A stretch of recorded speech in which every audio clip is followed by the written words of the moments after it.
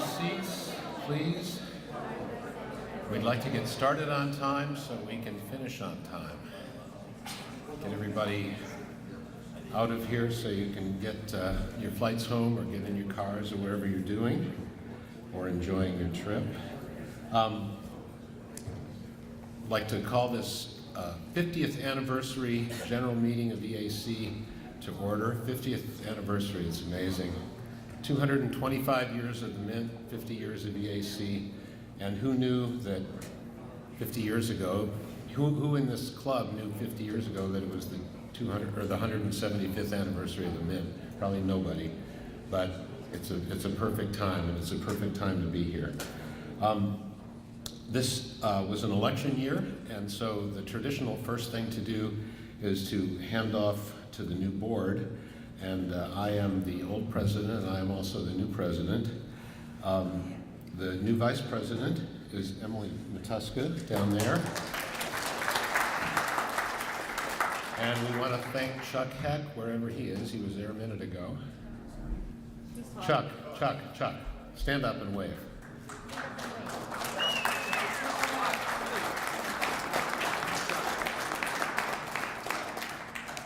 Our new secretary is Donna Levin. You can wave. Replacing Dennis Loring, who is back there. Our new treasurer is Lou Alfonso, right here, on my right. Replacing Emily Matuska. There are a few regional official changes too. The new Region 3 chair is Greg Fitzgibbon, replacing Brett Dudek. Greg, stand up. There you go. Greg is not here. Ed Fox is the new secretary. Is Ed still here? Ed's still here. In Region 4, Brady Frisbee is the new chair. And Dennis Loring is the new secretary. We have a revolving door here in the southeast end of the country. Region 5 chair is Terry Denman. Terry is back there.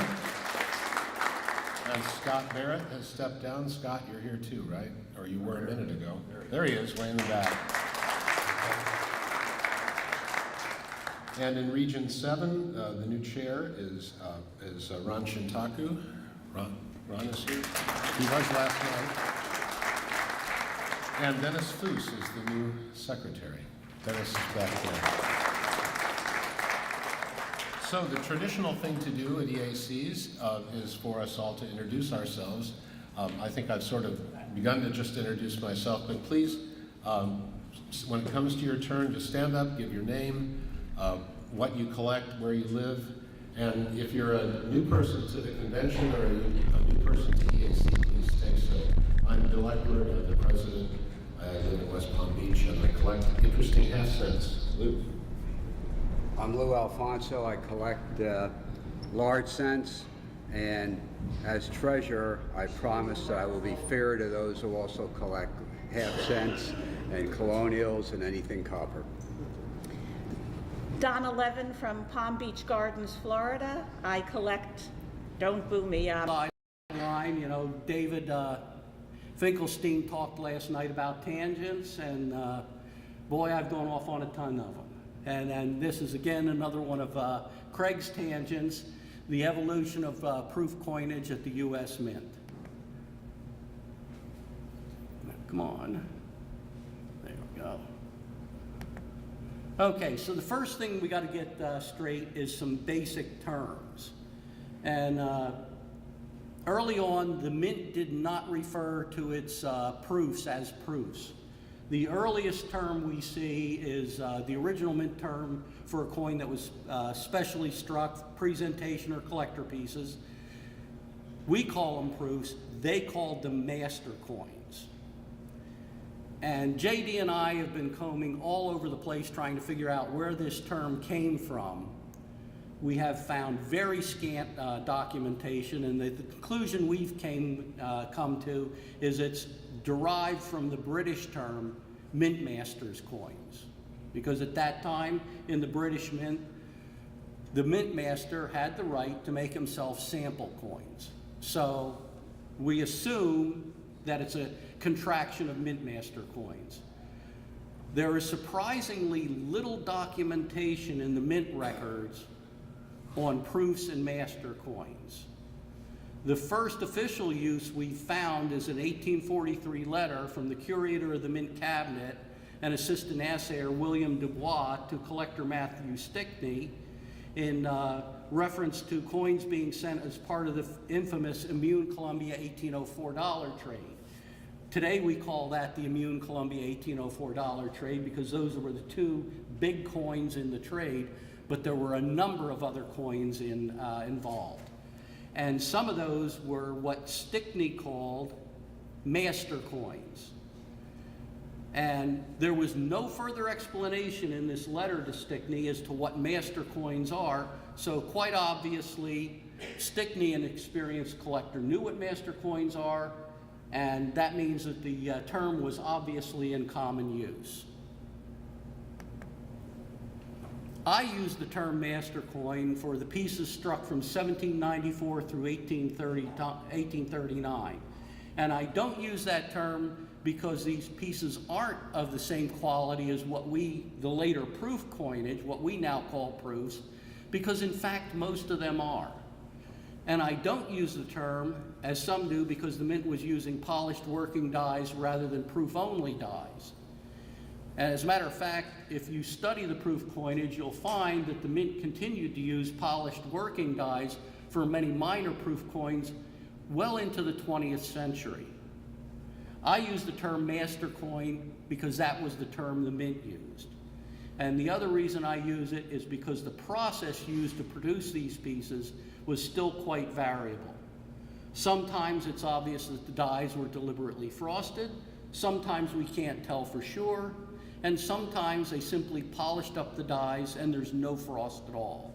Sometimes they bronzed copper pieces, sometimes they didn't.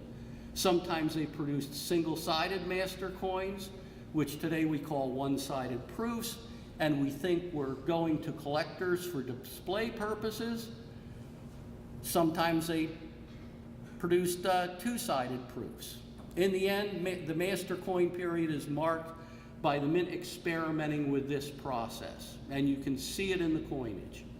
As I'll discuss in the next session, it's the consistency of the process that separates the proof coin period from the master coin period.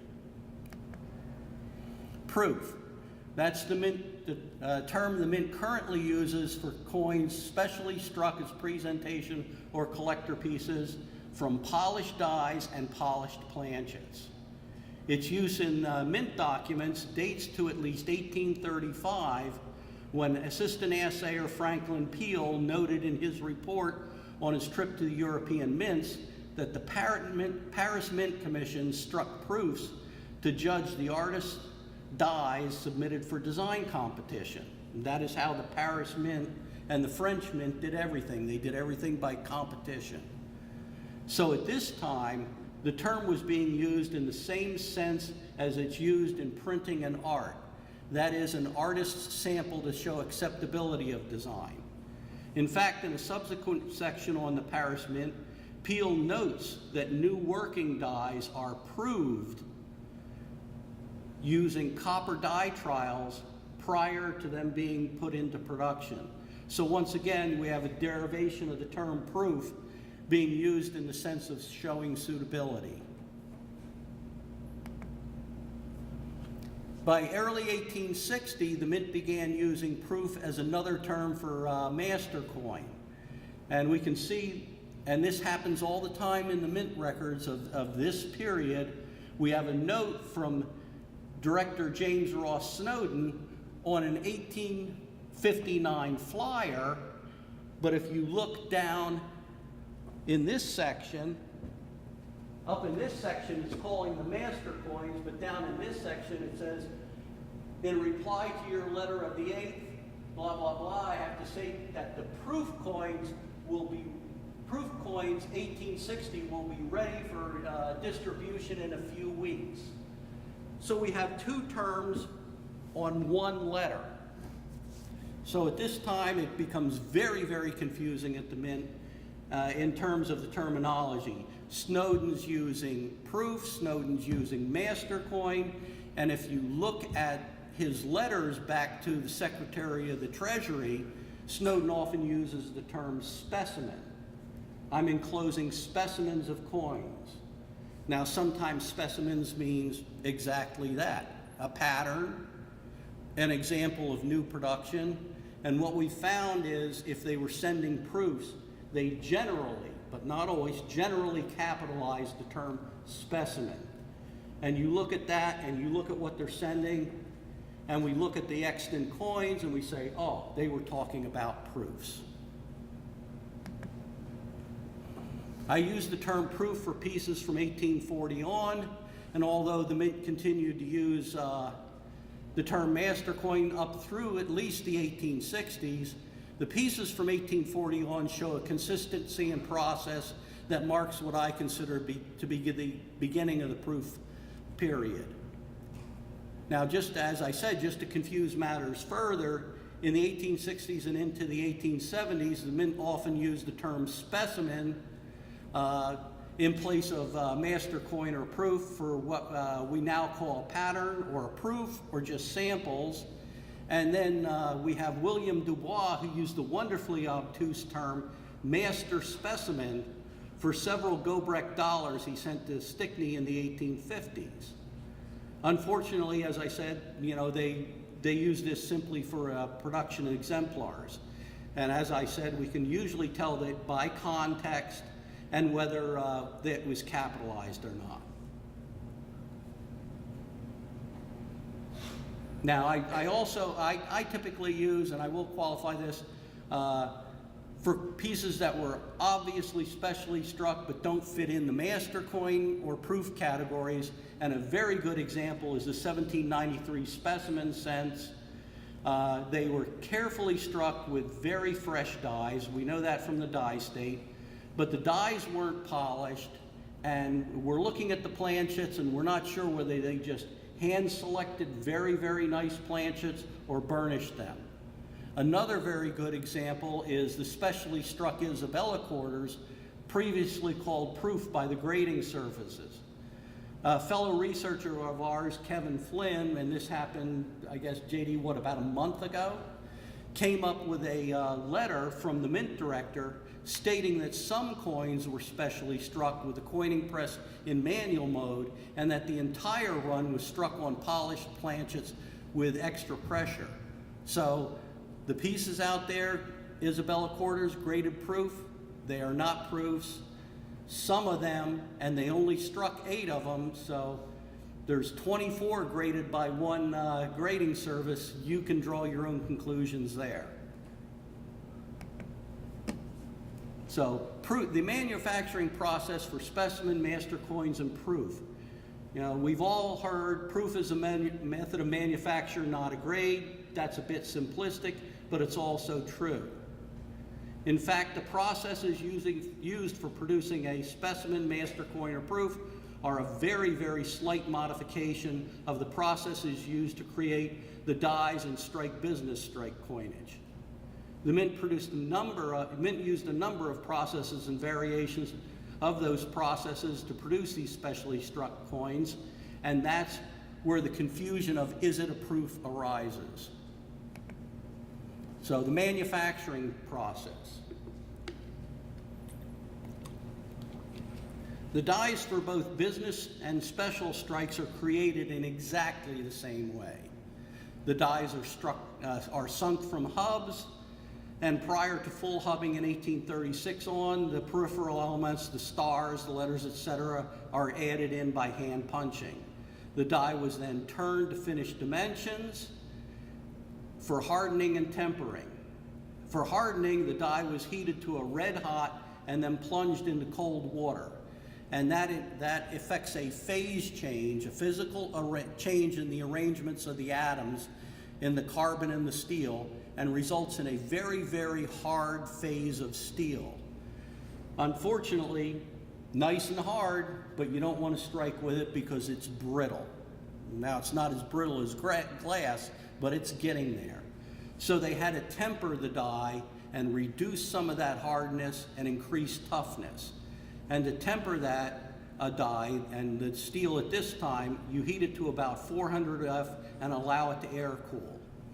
Both of these processes obviously are going to oxidize the surface of the steel, so it needed to be acid cleaned. And that's actually a photograph of, I think it's an 1870s seated dollar. So what they would do is they take this oxidized steel die, it's now gray, ugly looking, it's got furnace scale on it, and they're going to drop it into a pickle tank. And all a pickle tank is a tank contains a weak solution of hydrochloric acid. And what that acid is going to do is going to remove all the tarnish, remove the furnace scale, and then they're going to rinse it a number of times. And depending upon how long the die was left in acid, obviously it's going to get etched a little bit. And you can get anywhere from just, bright, clean, beautiful looking steel to heavily etched frosty steel, and that's where the differences start. The next process is to lap the die to remove any pushed up metal from hubbing and punching and to set the curvature or basin of the die. Most people don't appreciate this, but dies are not flat. The coins look flat, but that's only because you're looking at such a small item. The radius of curvature early on, about 1835, the radius of curvature is about 11 inches. Into the 1840s and 50s and into the 60s, they keep reducing the radius of curvature because that puts stress on the die, and they keep lowering the relief. So that's why the relief keeps getting lower and lower and lower over the years. Lower relief, flatter die, longer die life. The lapping process is actually very, very easy. You have a rotating wheel. The lap is typically made from zinc or copper. It has a number of grooves cut in it, as I show in the right-hand picture.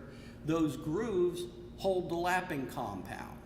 And the lapping compound is nothing but an abrasive mixed with water. And they'll typically put in what's called a surfactant, which breaks the surface tension of the water and allows this into a nice miscible paste. I assume at this point that the surfactant they were using was probably common soap. Will work fine, produce a nice slurry. The wheel rotates, and as it rotates, it produces polishing lines. We can see that on the coins today. It literally sands the die down and produces the basin.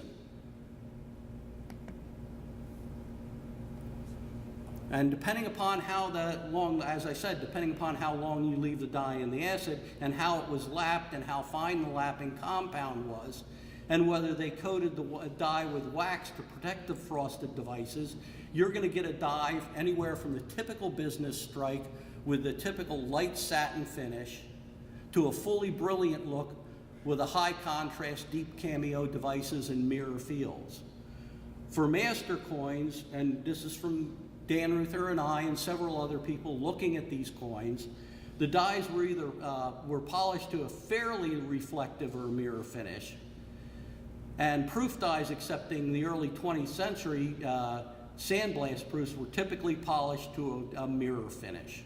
Dies for specimen strikes were probably polished, finely polished to a satin finish, essentially those as those for business strikes, but a bit more care, a bit finer, a bit nicer grain to the metal. Another critical difference between business strikes and specimens and master coins is polishing of the planches. When I was in the stamping industry, we had a rule of thumb that the dies were responsible for about 60, maybe 70% of the surface finish of a struck piece. And in fact, when we look at specimen strikes, the Isabella quarters, the real proofs, what we call real proofs deep mirror finish, the dimples, especially the Morgan PLs and dimples and early PL coins, you get a sense that that's probably about correct. So about 60% of the surface finish is due to the surface finish of that die. Master coins and proofs typically used mirror finish planchets, whereas those for specimen strikes, and this is from looking at them, were probably lapped to just a satin finish. The mint probably used the same rotary laps it used on the dies to polish the planchets, and as with the dies, the degree of finish on the coin varied with the polishing. And if we go into the mint records, sure enough, we see the mint purchasing a number of different types of polishing compounds. Emery was the biggest one, and Emery at that time, which is a crushed carborundum, was available in a number of grades from coarse to very, very fine, almost like powdered sugar, so you could get a number of finishes out of these grades of polish. We've also, if you go into the mint records, you'll see them purchasing what they call jeweler's rouge, which is iron oxide dispersed in fat or a number of other media. That's what they use to produce the very, very fine mirror finish. Jewelers still use it to this day. Now, the manufacturing process, for the most part, the pieces we're talking about, they used a screw press. And let me go back when I think I hopped. Okay. The final difference between business strikes and specimens, master coins, and proofs is the strike. Most everybody is probably familiar with this photograph I've published a number of times showing the Tower Mint circa 1810, 1811. This comes from Ackerman's Microcosm of London, and this is the Tower Mint room. And if you take a good look at it, you can see how they were striking. You have groups of men standing on either side of the arms. We have these poles or heavy leather straps connected to the ends of the screw press, and they're striking in basically a push-pull motion, like this, push-pull, push-pull. Very, very fast way of striking coinage. There's a letter from a German prince that visited the mint, and I believe that's circa 1835, and he asked the coiners how fast they could strike coins. They were striking $50, and they replied that they could do 43 a minute. That's a pretty good striking rate. The Peel report sets the French mint striking 5 franc pieces, which is about the size of a $50, at 35 a minute.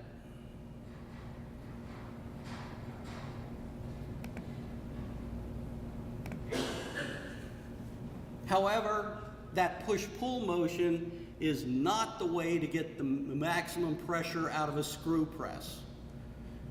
Screw presses were invented by the Romans in the 1st century AD, mainly as wine and olive presses. So the most common way to use a screw press, and the way in which you get the most force, is by using it as a giant vise, and you impress rather than impact strike. That's also the way you hub dies. So here we have a picture from my good friend Dennis Cooper, who unfortunately is no longer with us. This is the Slovakian mint circa the 1850s, and we see they're still using a screw press and they're hubbing a die. But this is the same way you're going to use a screw press in this hubbing mode, where you push and walk around and tighten that screw down and get the maximum pressure out of the screw press. So what you're going to do is that's what you're going to do if you want to strike a really, really nice proof. Come on. And prior to 1827, the mint used its largest press, which they called the dollar press, for hubbing and impressing specimens and master coins. There's one problem there. The screw for normal striking would probably have been too fast, and that means too quickly threaded, to enable fine control and achieve the maximum pressure.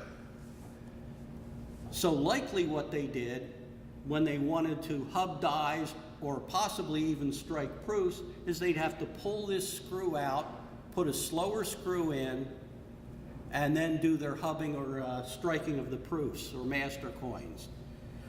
In 1827, the mint purchased a brand new press for